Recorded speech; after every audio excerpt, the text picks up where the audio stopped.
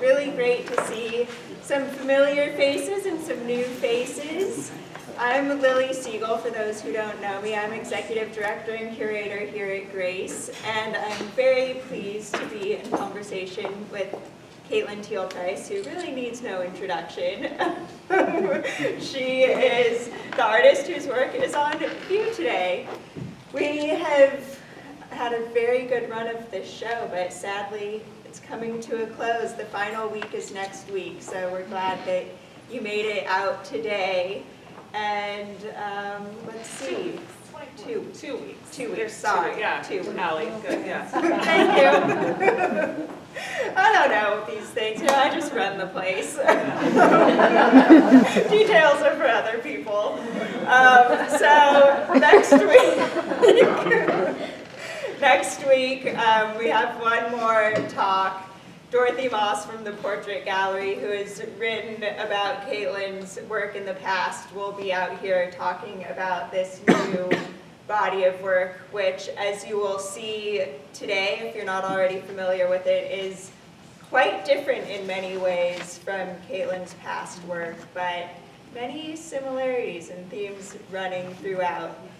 After this exhibition closes, we have our Monster Drawing Rally, which Stable is also a part of, and Lynn is here today as well.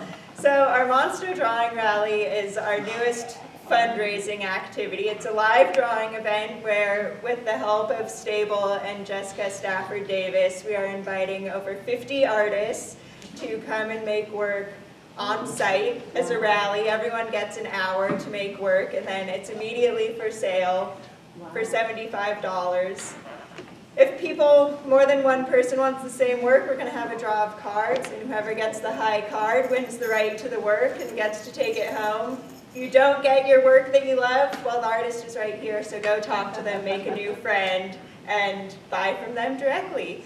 The money from the Monster Drawing Rally supports Grace and all of our programs, keeps us free and open to the public year-round. And if you buy work from the artist, it benefits them. So please come out for that. It's December 1st. And then we open our next group exhibition called Stretch, and it's our biennial invitational. I want to thank my staff. I want to thank my board. They keep everything going here, keep on top of the details, as does Allie. And thank the Reston Community Center for supporting these programs. And without further ado, I think we're going to sit down and talk.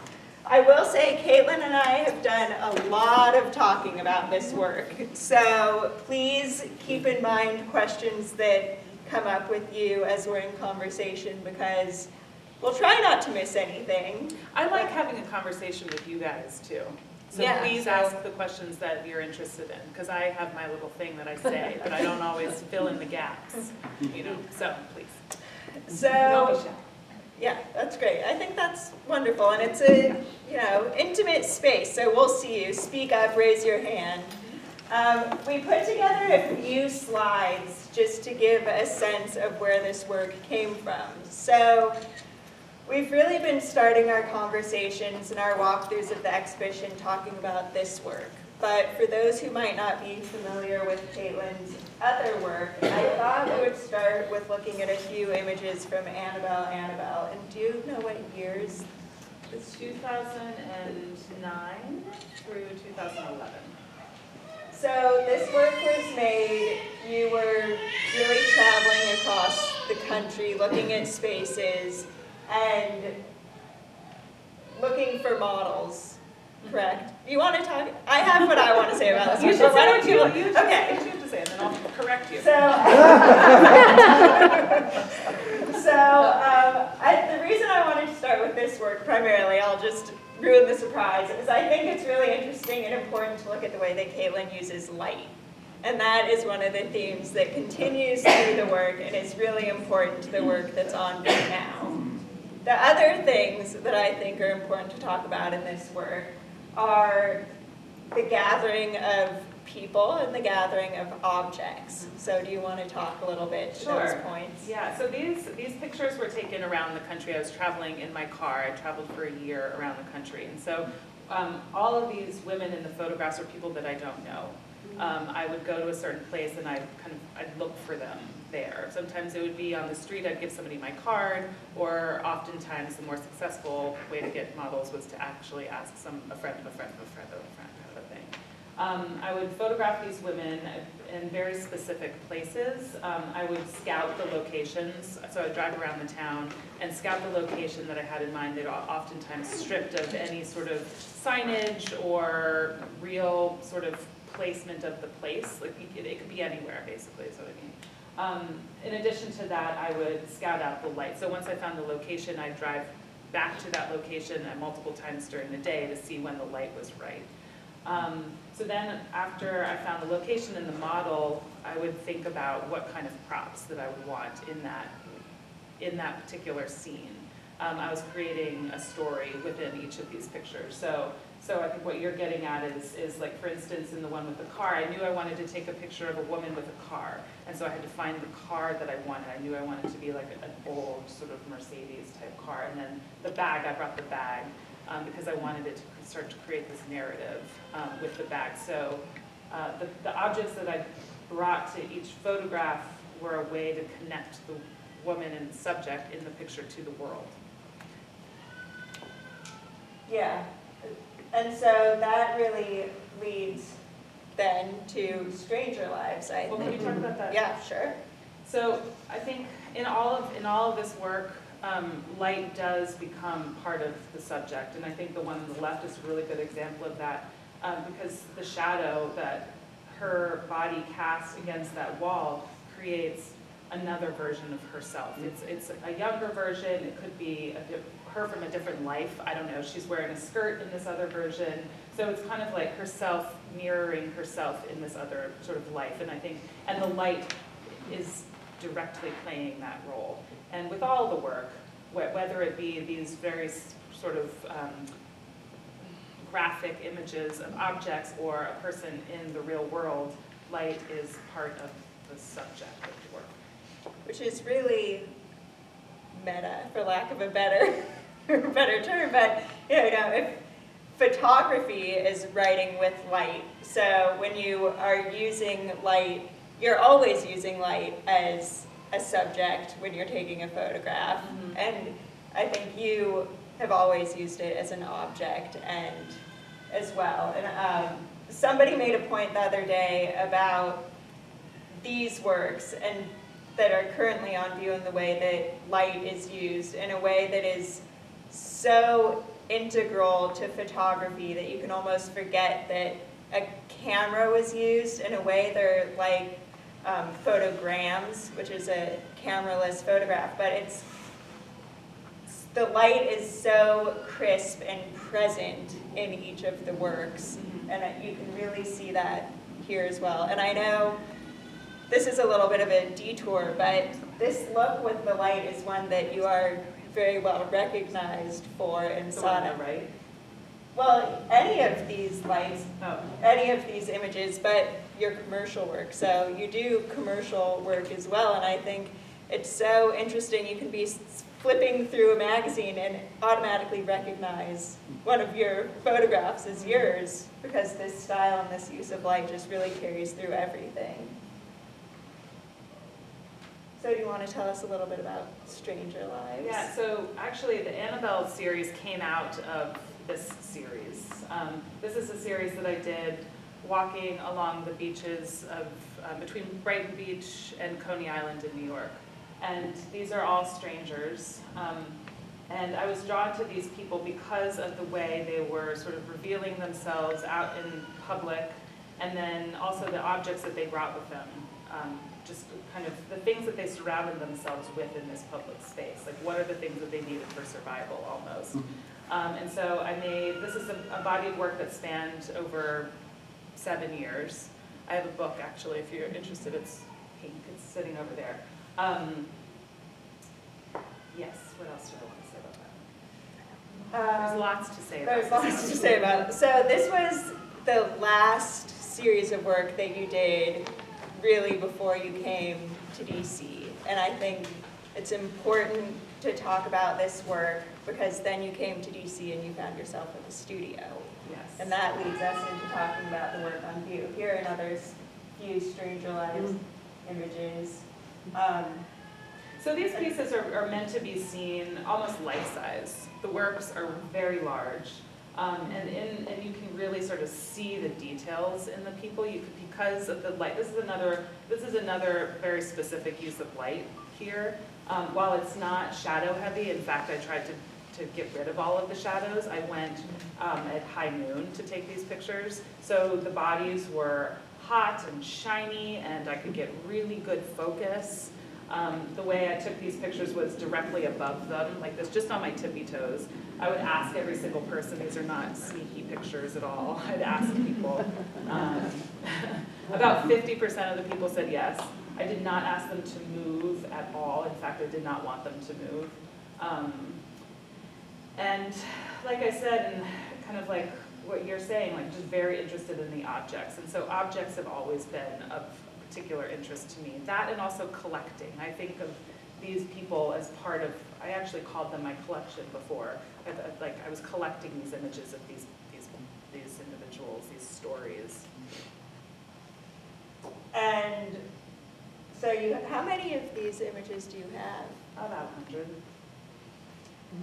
And, okay, so you were working out in the world, and then Yes. you moved to DC, Yes. and you found yourself in a studio. So I'm going to go to the next slide and reveal where I'm going with this. You started thinking about other ways to work. Well, I had to. I mean, so what happened was that I had a couple kids, and then my feet got stuck in the mud here a little bit, and I had to figure out a way to keep making work. I couldn't jump in the car. I couldn't take long walks on the beach anymore. It was just, my life did a 180. And so I got a studio, and not really understanding how to use that studio, it took me a really long time to figure that out, because it's just not something I ever did. So I knew that I needed to change because my photography had been changing, and so I was interested in sort of branching out in terms of material and just ways of working. But because I got my undergrad direct entry photography, I got my master's in photography, it was hard for me to kind of figure that out. So I did something what I knew I was interested in was object. So metal was really interesting to me, and ink. I really like black, and I really like the texture of ink, and I like just kind of the way it sort of feels. And so I started making these etchings. And what I was really interested in was actually the plate itself, not so much the print that it made, but I really wanted the object of the metal plate. And so these, in my mind, are the end products. However, I did make 5 or 6 prints, but of each of these. There's 6 plates. So that sort of transferred me into doing these drawings and sort of changing the way that I was working.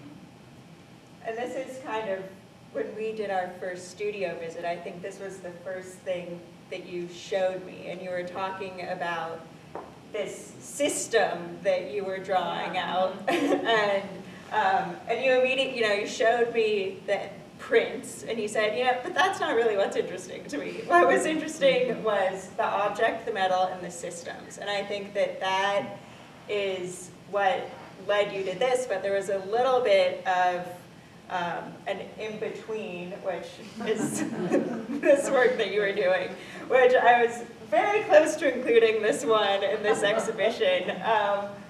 I really love it, and I think, so you were spending time in the studio, and you had time to sit and to look and to explore, and you found a book of old advertisements, is that? So, no, I collected these old Cosmo magazines from the 50s, just because I was interested in the advertisements and the way women were portrayed and women's work, and just very interested in just kind of that 50s mentality. Sort of put off by it, but just like, what was going on then?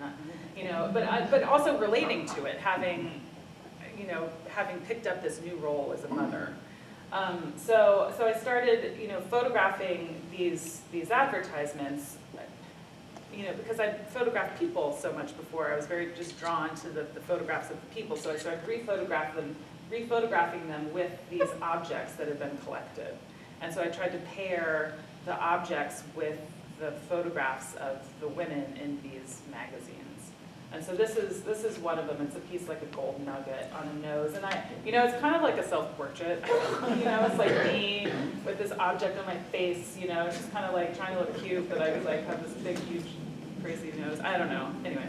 But Lily really I kind of like this picture too, but it's like a transition piece. It is, but I think that it says a lot because you're thinking about your identity as a mother, as an artist, as a worker. And you were also looking at constructivism, which has a lot to do with making art as making work, as labor, and as useful or worthwhile work for society. And so this idea of how do you make your time as a mother, as a citizen of DC, as your commute, how do you make that worthwhile, and how do you turn that into art? And I think that's how you arrived at this exhibition. So can we give a little bit of a background? I know the story. I think a lot of people in here know the story, but these objects that you photographed are objects that were collected with and by your sons. Yes, and so, so the objects were collected off the streets in DC as we sort of made our way, just walking to and from wherever we were walking. And so originally it started with them just sort of picking up these dirty pieces of street trash and putting them in my pockets, and wherever they could shove them, they were shoving them. And I was like, not into it. In their noses. Yeah, actually I did have to pick him up from school one day because he had something up his nose, but yeah. So, it was, I was just talking to somebody about this, like they started walking really, really slow and just like really, really looking for objects, like hiding objects. And I think that's probably when the light went off, that I was like, they're actually treasure hunting right now. And these objects are something very special to them. And instead of just being kind of grossed out by them, I'm drawn to them all of a sudden as these objects of, desire. I mean, it's like their treasure. And so I started collecting their collection, kind of when they weren't looking. I was like taking it to my studio. Because they did ask me, where's my stuff? And I was like, I'll get it back, don't worry. So I started organizing it and sorting it and looking at it. And originally, because I'd sort of been branching out already with what I was doing, making these etchings, I was like, well, clearly I'm going to make a sculpture with this stuff. Because I'm not going to photograph it, because that would be strange. But as I started to kind of put these objects together, of course, the light comes in my studio, and the shadows start getting cast on these on these objects, and I was just like, well, there's my sculpture. It's in a photograph. I need to have the light as part of the work. And so that's kind of how I arrived at these particular objects and these works. And can you talk a little bit about the process? The light, it was a very specific time of day. Yeah, so I don't use setup lights at all in any of my pictures, none of them. It's just too much stuff for me to deal with. So I only use the sun.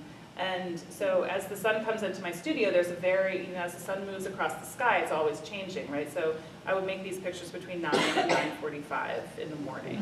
And so as I was making these pictures, the light would be like moving on my studio floor, and I'd be like moving my stuff around, just like trying to catch the light as it was disappearing. So that was actually really good for me to kind of put this constraint around it. Yes? Related back maybe to the etching, the systems that you were plotting out. Yeah, with every sort of body of work, there's a system that falls into place, no matter what the work is, and that just happened to be the system for this. Well, I mean, it's kind of interesting to me. Yeah, I took these photographs the same way I took the beach photographs, like hovering above the subjects, and making this sort of composition with these objects as opposed to the people. But that was similar. That kind of runs throughout. This was the first series that I did digitally, which I lost some of the process there. Every other body of work I did was made with film. And there's a lot of steps that come with film. You know, you have to take the picture, you don't see it right away, you gotta send it in, you gotta scan it, you gotta dust it, you gotta do all these things with it. So digital cut out a lot of that, and there was something really special about that because of the speed of it, and it was really nice to be able to do something and get it done, because I only have this amount of time in my day now. But there was something lost in that for me too. It's like, where's the process? Where's what's that's too easy almost. And so I started making these drawings to sort of kind of justify, I don't know, the digital in my mind or something. I don't know, that's not the right word, but just kind of counteract the speed. And so I really had to slow down with these drawings. So if you can, I don't know if you saw it before, you can kind of look at it now. So this piece I started doing, it's based on the drive that I would make every day. It was a half-an-hour drive to and from my kids' daycare. So as I was making that drive, I was like, this is a waste of time. This is really frustrating and hard and, you know, just maddening. And so as I was making that drive, I was like, well, I gotta figure out a way to make this productive, because this is like, I'm gonna die. And so I started to, I thought about a lot of different ways of doing it, you know, like mapping my drive from some sort of app in the sky, or, you know, like carving it out of a piece of wood every time, you know, just, I don't know what it was. So, but I came to this sort of process or this piece, the shape itself, so the dark line is a drawing that I made with my eyes closed of the route, as I thought I could do the drive. So the dark shape is kind of a made-up route from my house to the daycare and back, and then the light squares are the reverse route. So it's a mirror image of one another. You can kind of see it. And then, so the colors were made. So I took the walk one day. It was a 3-hour walk, and I photographed along the way. And as I was walking, I photographed a piece of rosemary, and that's where the colors came for this scheme. So it's a piece of rosemary on that walk. What else? It's 35 panels. Oh, yeah. So the panels themselves are pigment on paper. So it's actually photographic material. So I printed them out on the same printer, the color on the same printer that I printed out the photographs on. And I started scratching away at it with an X-Acto blade. And it's 35 squares, so that it was a portable size for me to be able to take with me anywhere I went. So in this idle time that I had that popped up all over the place, I was able to actually work on this piece. And that was really important to me because it was really hard for me to get in my studio. And it was really hard for me to sit there and do things, you know, while I'm in my studio. I also have got a lot of other things going on. So it's just like a way for me to be productive, just any time. Through this piece came these other 2 large drawings on this other wall. If you haven't seen them, check them out after. But they're based on objects that were collected. And it's these 2 large drawings. It's called Thing 1 and Thing 2. One's red and one's yellow. And they are sort of, with the same technique, kind of scratching into this, this pigment on this paper. And it's sort of harking back to the photographic process. There's a positive and a negative. Yeah, so I think the process is really important in this idea of labor, and I've heard you describe the drawing, you know, as the same satisfaction you might get from doing dishes. Yeah. This idea. I was feeling very strange, I have to say, about doing this, because I was like, I don't know what I'm doing. I'm a photographer. What am I doing making a drawing? Like, that's weird. You know, but I was like, there was something very satisfying about it. I think I was talking to Lynn about it. I was like, well, I just feel really strange, but it feels really good. It feels like doing dishes. It feels very productive. Like, you know, like doing dishes or folding laundry or something that like is just mindless, but just feels like it's important to be doing. So that was, yeah, that was part of it. And the materiality and this idea, I know when you were starting to think through the drawings and thinking about, you know, were you going to do sculpture, were you going to do drawing, what were you going to do next? I've told you this many times, but I have been trying to reconcile this idea that you're drawing on photographs, or are you destroying photographs by gouging into them with an X-Acto knife? And but it's the material that you know, as you've said. That's what you were comfortable with printing out. And I had such, okay, so are these photographs? Are they not photographs? Yeah. But I don't think it matters in the end. I've let that go. Yeah. But I think also with the drawings, the scale really becomes more heightened, because you maybe don't recognize it at first, but these images are scaled up considerably. These are done with a macro lens, so these objects are quite small. Most of them are quite small, actually. And scaled up even more in these exactly. pictures. Yeah. And I think one of the benefits of doing this talk at the end is I can share everyone else's great ideas and thoughts about the show. But someone was here the other day and mentioned that, oh, well, as a kid, when you're closer to the ground and you're picking up these objects, they are bigger to you. This could be a more realistic representation of maybe what your kids were seeing as they were focused on the ground. Mm-hmm. I think there is a lot of sensitivity, I think, to the collaboration, and you've talked about that, and maybe you want to talk about the title a little bit? Oh yeah, so green is a secret color to make gold is the title, and it came from a phrase actually that they would say over and over again as we were driving. And so my older son Kieran would always try to convince my younger son Micah that green was actually the best color, when in Kieran's mind, gold was the best color. So, but if he could convince him that green was actually the secret color to make gold, that he'd prefer green. So, you know, it's like a kind of a twisted way of manipulating his brother. But but you know, it's like, there's this, and you pointed this out, there's this alchemy in that, you know, this kind of basic color making something very precious, which I think is, you know, representative of this work. It's these very sort of, this trash objects that kind of are heightened now and respected and monumentalized. Are there any questions? Yeah. I'm tired of talking. Yeah, we can open it up to questions at this point. We'd be happy to have a broader conversation. We were just talking Yeah. about how these are almost a visual journal for your sons. Yeah. And then how you think about that they can someday look back and remember themselves as Yeah. 4 and 6, and this is their mother's view of what they were doing. Could you talk a little bit Yeah, about I think that was actually kind of important to me as I was doing this, and that was part of, you know, why I started. At first I was like, I don't know if I'm ever going to show these pictures. You know, this is kind of for them. Like, I want to document their stuff because it's an interesting sort of view of the world. And you know, taking these objects back to my studio is sort of like honoring them. You know, it's honoring them, it's honoring their imagination and their youth and their curiosity. And I do think that it's a really special time in their life and in my life. And so, you know, I think it will be a very nice sort of representation of that.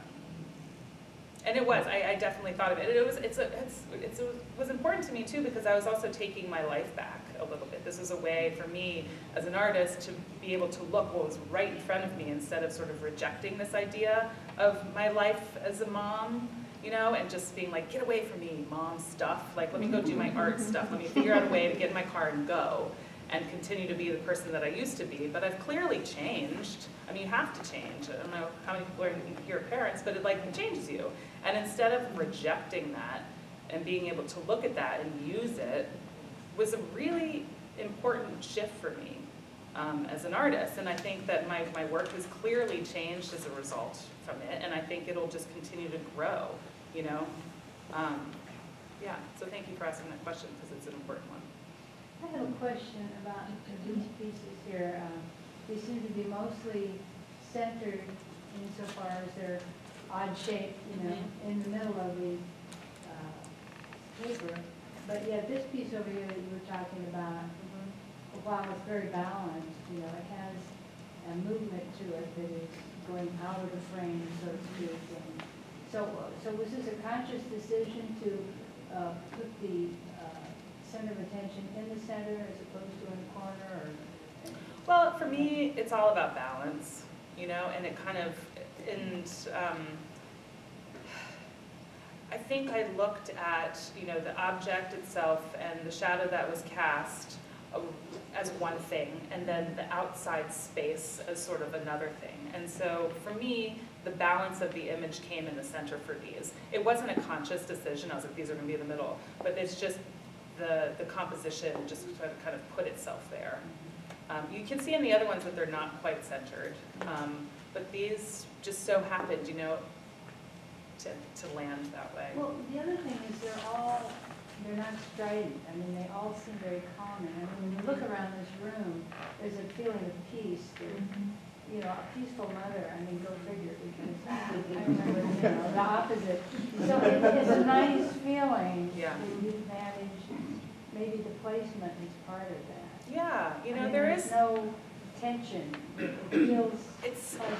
right, and it's I'm very conscious of that, and it's not something I'd ever be able to tell you how I do it, but I know it when I see it. So I take, the good thing about digital photography is that you can take 100 pictures of one object and it doesn't cost you anything. So, and I would take a bunch of these pictures and finally I'd be like, there it is, not really knowing how I was going to get to it, but just the composition just kind of clicked into place at a certain point, and so.